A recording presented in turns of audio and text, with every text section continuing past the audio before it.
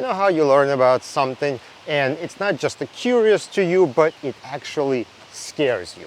Well, today I want to talk about few items that I've learned about recently, or probably I should have known to begin with, that actually scares me.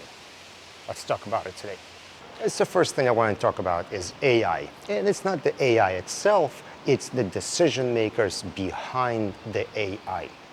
There are two angles to it. There's corporate and there's government. So if we talk about corporate first, we know that there's always like this people who are responsible for keeping companies successful, the intelligent people who get things done, the engineers, right? They're the brains behind everything. And after some time, after the company is successful, you have these people who kind of run the company, right? All the executive people. Now, normally, if those executive people don't make any too drastic of a decision, the company is going to be successful kind of no matter what they do. But you start having this separation between smart people who actually do things versus management in a way. A good example of this would be Intel, right? You have people who design and make these microchips, and then you have executives who run the company. And there's been some leaks about like what the conversations were during different board meetings and things like that. And people said like, yeah, these executives have no idea who's buying these CPUs, why they're buying it. They're like, oh, so gamers prefer i7 for this and that. They had no idea what demographic of people buys what and why they do it, and yet those people make decisions on where the company should be going and how they should be doing things. Well, this is where my fear of AI comes in. The people who making decisions about AI are the ones, those executives, who don't really know what's happening. I had a number of conversations with people who run the companies or in charge of things and about their views on AI, and they kind of specify what their company is doing, what they should be doing, what they should not be doing. But what I realized is a lot of those people have no idea what they're talking about. They don't understand basic differences between different types of AI. They don't understand how AI works, and they making decision on absolutely nothing, just based on their feeling at that moment. And very similar to this in the government, we have lawmakers who do not understand technology. They don't understand how it works. They don't understand what it does. They don't understand implications of it, the good things, the bad things, none of it. Yet they're making really important decisions, trying to come up with different laws for governing AI and things like that. And I guess that shouldn't be too surprising to me, because that's been happening all the time. You know, you have people who making decisions about, you know, medical things or science, and these politicians, they have no idea what they're talking about.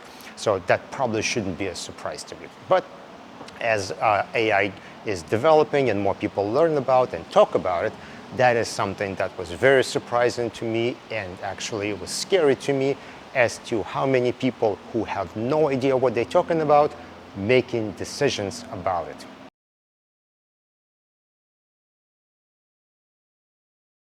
So the last thing I want to talk about is how much data are we actually missing. So when I've been working in lit support, when we get some kind of data, we always have to make sure we account for every single file, every single byte of data, make sure it's all accounted for. It gets like logged and error reports generated, and all the files get retried, and all these things happen. But what I learned is how much data actually gets missed before it gets to like an e-discovery vendor. And the easiest example of this is Microsoft Office 365. It's crazy how they just simply not indexing the data when they feel like it. I mean, they only started indexing image files like maybe a few months ago, or close to a year. Sometimes files just not indexed just because, you know, when you export things out, files don't get exported because they were too large, or they didn't like the format or something like that. There are all kinds of errors. You can run search and you can get one result set, and then you can wait 10 minutes, rerun the same search and get completely different results set. Well, how many people didn't even think to check the results of their first search and say something doesn't make sense and just use it anyway? So I think Microsoft is probably one of the worst parties when it comes to missing data.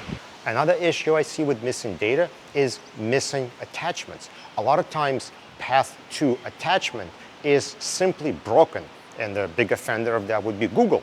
Sometimes they reference files that are not even mentioned in that text message because of the duplicate file names. If they have multiple files with the same name, they keep referencing same file over and over, even though when they export it as a file name with number 1, 2, 3, and 4. Those numbers 1, 2, 3, and 4 aren't reflected on the load file, so all the text messages with the same file name point to the same file, which could be completely wrong file. Other forensic tools also do that, like iMazing doesn't do a great job at maintaining message to attachment relationship. So because of that, I see a lot of attachments could go missing or associated with incorrect message. Is there anything we can do here?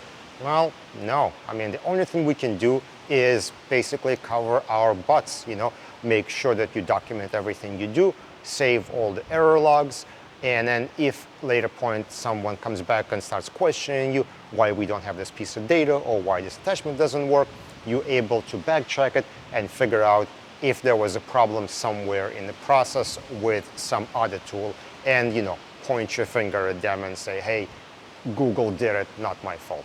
I think that's really the best we could do. So, all right, that is a thing that definitely scares me.